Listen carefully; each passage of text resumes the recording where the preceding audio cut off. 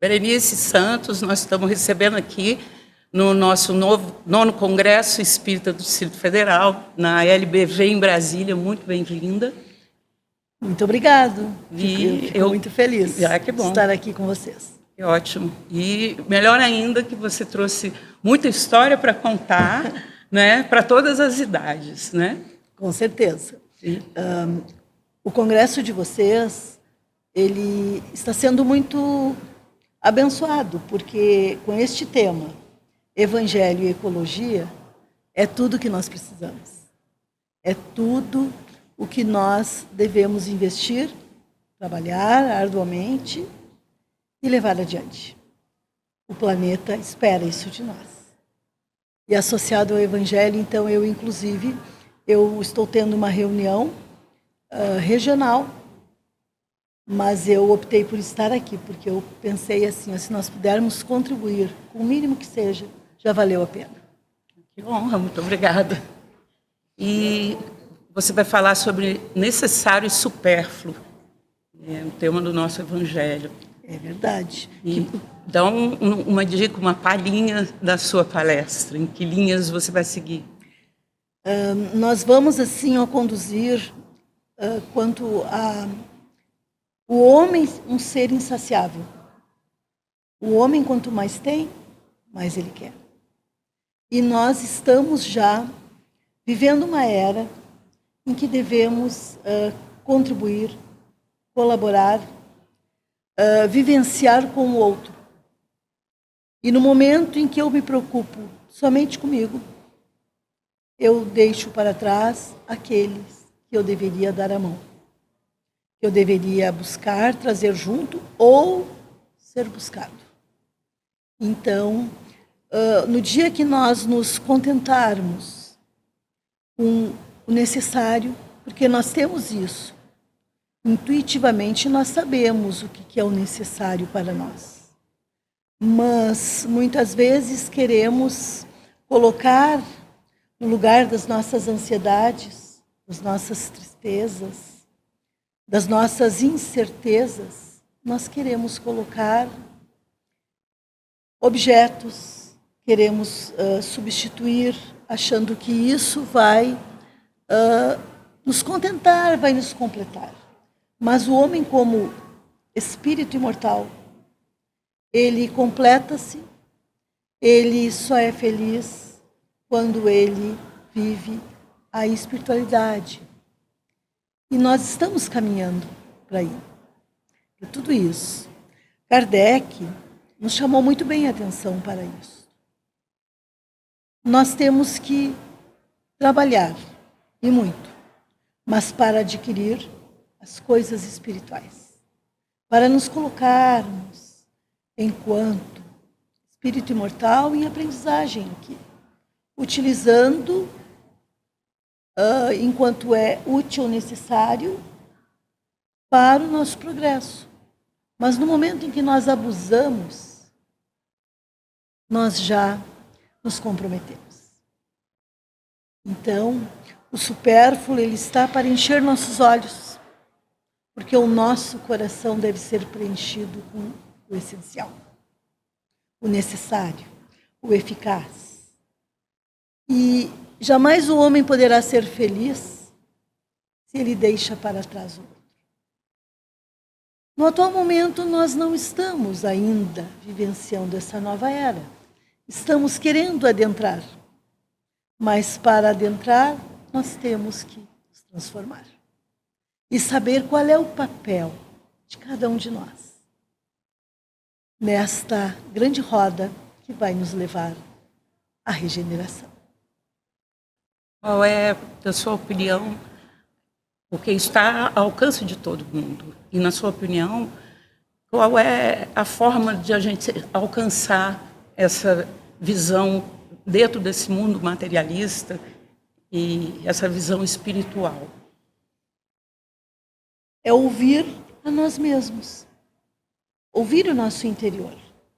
Porque todo homem, se ele parar, se ele inquirir a si mesmo, ele vai saber. Ele vai entender que não são nas coisas materiais a sua realização. Embora ele procure, com isso, preencher os espaços vazios. Mas ele só vai preencher quando ele parar e escutar a si mesmo. E também nós sabemos, enquanto espíritas, que nós temos sim que nos desfazer do homem velho. Nós temos sim que começar essa autotransformação, mas para transformar-se, precisamos identificar aquilo que já não nos serve mais. Aquilo que nós trazemos de várias outras experienciações aqui na Terra. Mas nós temos que entender que aquele protótipo do homem velho, ele não deverá existir mais. Dia haverá que vai ocorrer isso. Então, ele tem que escutar as suas necessidades, ele tem que viajar para dentro de si para poder entender quais são as suas necessidades, o que ele precisa para ser feliz, do muito ou do pouco. Ele precisa muitas vezes, todos nós, né, de tão pouco. Porque esta passagem aqui terrena, ela é tão rápida que nós não nos damos conta. A gente pensa que é por um longo período. Mas, quando nós conseguirmos entender que é um segundo, é muito rápido. Chegamos, nos desenvolvemos e daqui a um pouquinho já estamos partindo, não importa quando. Então, não podemos esperar assim, para depois. Quando eu envelhecer, quando eu me aposentar, quando eu tiver tempo. Não podemos esperar por isso, porque não sabemos se vamos ter tudo isso. Então, vivenciar agora, viajar para dentro de si, valorizar as pessoas, acolher, distribuir o seu melhor, mas para isso devemos nos conhecer. E para viver a espiritualidade, a religiosidade, como deve ser, nós temos que nos conhecer. E, consequentemente, transformarmos a nós mesmos, porque o outro, ao outro compete. Você fala muitas linguagens para todos os públicos e desse congresso não é diferente. Você vai falar amanhã aos adultos e depois vai falar aos jovens. E vem dar dicas sobre sustentabilidade.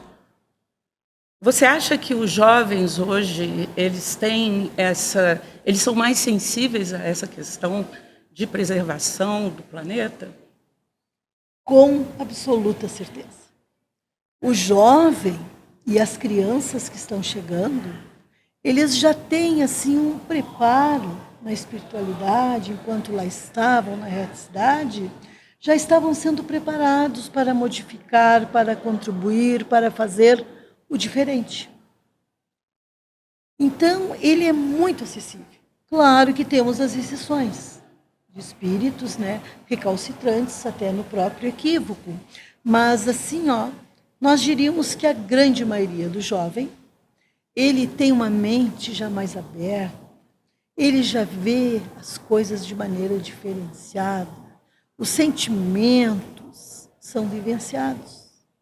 Então, o jovem, ele está assim, como que um fermento na massa, para crescer, para fazer a diferença e marcar a sua estada aqui na Terra. E a criança, muito também. A criança, então, que está vindo, as nossas crianças estão chegando, muitos de nós não têm nem a noção e não sabem assim quão digno é receber como parentes, como filhos, como alunos, como evangelizandos, estas crianças que chegam a espíritos muito mais esclarecidos que nós. E o jovem também. Basta tocar seus corações. Então, amanhã pretendemos assim tocá-los no sentido de que eles vieram de uma casa espírita, a grande maioria, muitos da evangelização, Outros talvez não, acompanhando o amigo, mas tocar esses corações e dizer que é possível. A hora é agora. Devemos nos empenhar e fazer, mostrar o nosso valor nesta encarnação. O valor de transformadores, de ideais, de situações e possivelmente de mundos. Você acha que os jovens estão alerta com relação à sua espiritualidade? Os jovens de hoje, eles estão mais ligados no que é necessário e no que é supérfluo? Se bem conduzidos em suas famílias, sim, por certo. Mas nós sabemos também que temos muitas perdas, muitas famílias desestruturadas, e o jovem chega na casa espírita com um colega, um amigo, e ele encanta-se com aquilo. Então, é um terreno fértil. Eles estão em melhores condições. Porque quando nós éramos jovens, tá? Falamos assim pela nossa faixa etária, quando éramos jovens, nós tínhamos muita vontade de atuar, de fazer, mas tínhamos muitos receios, até medo, podemos dizer. O jovem hoje, ele apresenta-se tal qual é. Ele faz valer a pena. Ele desafia a ele mesmo. Então, o jovem bem conduzido, e se não foi, há tempo ainda de fazermos. Então, vejo assim o jovem fazendo parte desta transformação. Vejo o jovem acolhido e olhado com amor e direcionamento, um futuro muito brilhante no transformar-se, e no transformar, e no acompanhar, e no dar exemplo, e no fazer. Você vem dar sugestões sobre a campanha de sustentabilidade. Nós vamos conversar sobre a sustentabilidade em todos os aspectos que ela é apresentada no Centro Espírita, na vida diária, né, que é a econômica, que é a sociopolítico-cultural, e que nós temos que alertar nossos jovens. Eles podem fazer a diferença, eles têm que conhecer, eles têm que ousar mais. E a sustentabilidade espiritual, ela tem assim um viés muito apaixonante. Ela apresenta-se da forma material e da forma espiritual. A forma material, nós podemos cuidar, nós podemos plantar, nós podemos fazer acontecer. A forma material, a sustentabilidade material. Mas a forma da sustentabilidade espiritual, ela é interna. São os valores que nós trazemos ou adquirimos. São os costumes que nós vamos colocar em prática. É a vivência do espírito imortal. Se bem conduzido em uma família, hoje, vai brotar, vai valer muito. Mas se não bem conduzido pela família, nós temos esses jovens nas evangelizações, ou em diferentes credos também, com as suas experienciações, orientações. Então, a sustentabilidade espiritual, ela é de maior valia, porque ela apresenta-se com valores adquiridos internos. É o tu agradecer, é a tua prece, é a tua oração, é a tua dedicação, é a tua entrega, é a tua amizade. Os valores de amizade são de uma riqueza profunda para o jovem. Então, nós temos que investir nestes valores. A sustentabilidade, ela deve ser vivenciada. E eles têm muito a nos ensinar quanto a isso. E nós, um pouco mais experientes nesta caminhada, temos que aproveitar esta permuta, esta troca de experiências para podermos realmente fazer valer a pena a modificação no mundo. Que precisa, urge, foi para ontem. Você também fala para as crianças, e muito bem, e Eu gostaria que você falasse um pouco dos seus livros, da sua linguagem com as crianças, como você leva essa mensagem, como faz chegar no coração delas. Nós temos lá no Sul um projeto, nem é projeto, ele começou como um projeto, mas ele tornou-se um programa, o programa Conte Mais. E foram histórias criadas por evangelizadoras nos anos de 50, quando a evangelização iniciava-se. E estas histórias foram resgatadas e elas partiram de um projeto com criações de livros, né, de muitos livros. Nós temos em torno de... São 5 livros com 50 histórias. E dessas 50 histórias foram feitos livros, né? Então, nós temos, assim, na parte ambiental, histórias que nos dão um suporte. Nós temos, em outras federativas, o Roboclável, por exemplo, do nosso Adeilson. O Roboclável, ele nos dá o parâmetro, assim, de um robô. Eram peças de computadores que foram utilizadas para contações de histórias. E aí cria-se o personagem. Temos também o Joãozinho, o sonho de Joãozinho, em que ele não queria assim, envolver-se muito, ter muito trabalho em nada, e aí ele tem um sonho que ele tem que participar, fazer, ajudar, contribuir. E ele acorda assustado e a mãe dele diz: não, meu filho, tu tem que seguir, vamos dizer, alguns preceitos da educação formal, né? E aí ele começa a valorizar as amizades, a valorizar o todo e começa a contribuir. Então, essas histórias, elas eram contadas por evangelizadoras nas aulas de evangelização. E aí foram sendo desmembradas. E elas auxiliam de uma forma tal, o espetáculo das águas, a cobra que usava chinelo, que na realidade ela queria contribuir muito para o auxílio das crianças. E ela era vista como um animal, né, sonhento, que poderia, e ela queria contribuir, aproximar-se das crianças.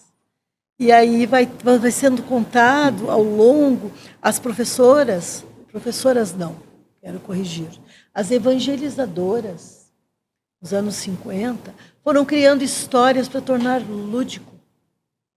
Nós temos lá no Rio Grande do Sul o espaço, um programa Conte Mais. Porque essas histórias foram todas resgatadas e saiu pelo mundo.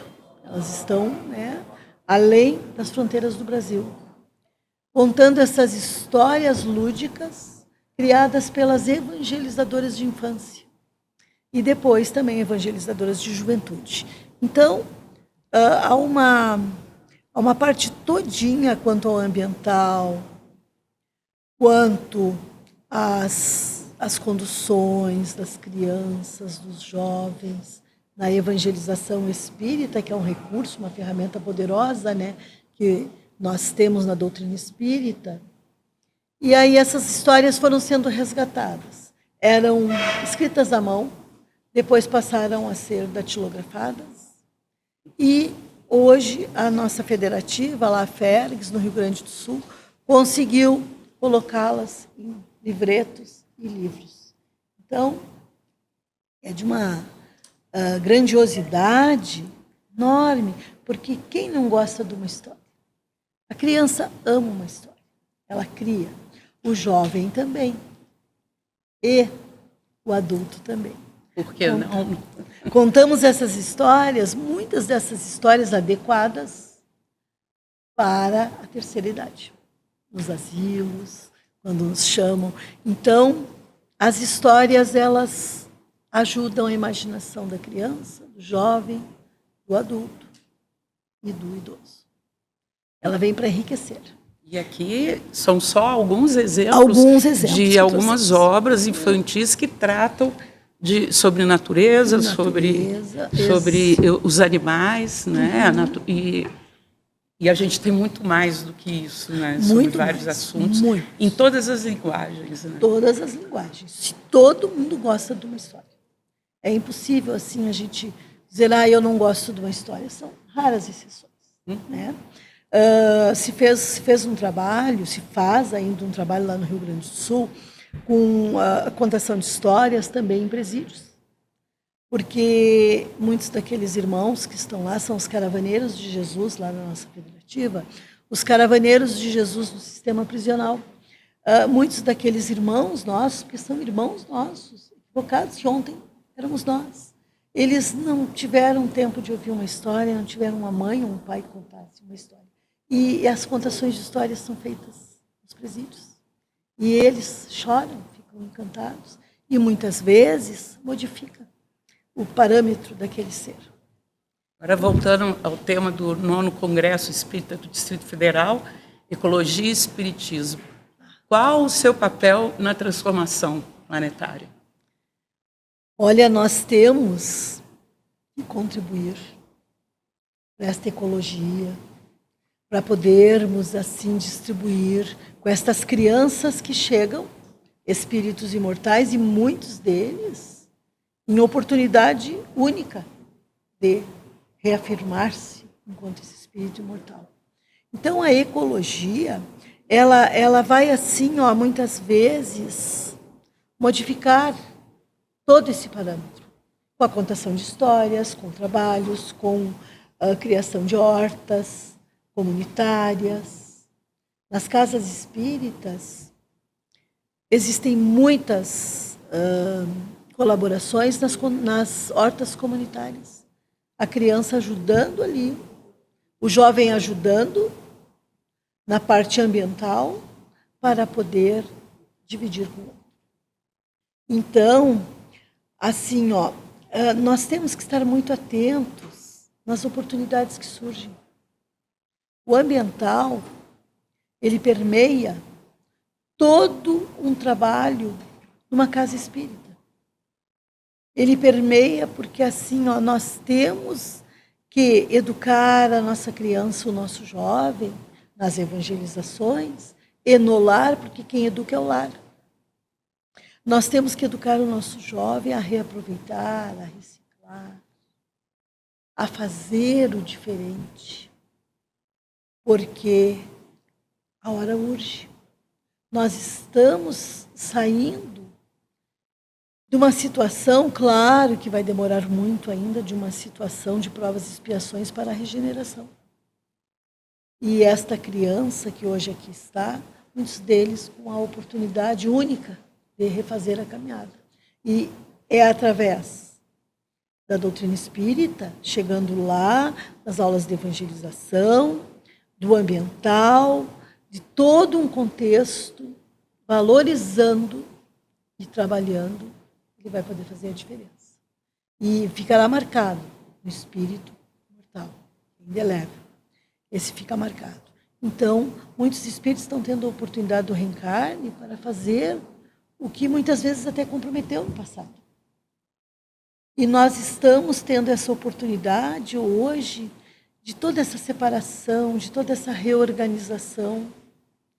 E nas casas espíritas a gente tem, assim, o fermento, porque vem de crianças de diferentes locais, diferentes educações, jovens de diferentes educações, muitas vezes trazidos pelo seu amigo, seu companheiro, e de fazer a diferença, de conhecer e poder reaproveitar tudo isso. Então, esse nosso encontro, esse nosso congresso, trazendo o tema tão importante, onde ele une o espiritismo, ele une o ambiental, ele une a educação do ser imortal, ele faz assim, qual o nosso papel nessa transformação? De educadores. E muitas vezes nem educados somos ainda, quanto a toda essa separação, a toda essa distribuição dos resíduos. E hoje a gente sabe assim que tudo pode ser aproveitado. Nada mais pode ser misturado. E esta criança que chega aqui, este jovem que já está aqui, ele sabe muito melhor do que nós, intuitivamente, né? Pela reencarnação. E ele vem para fazer a diferença nisso. E muitas vezes, dependendo da nossa educação, direcionamento e contribuição para ele fazer a diferença. Berenice, muito obrigada por esse momento. Obrigada por você ter preferido estar aqui com a gente no Congresso Espírita do Distrito Federal. É uma honra ter conversado com você. A honra é nossa, a gratidão é imensa de vocês terem nos convidado.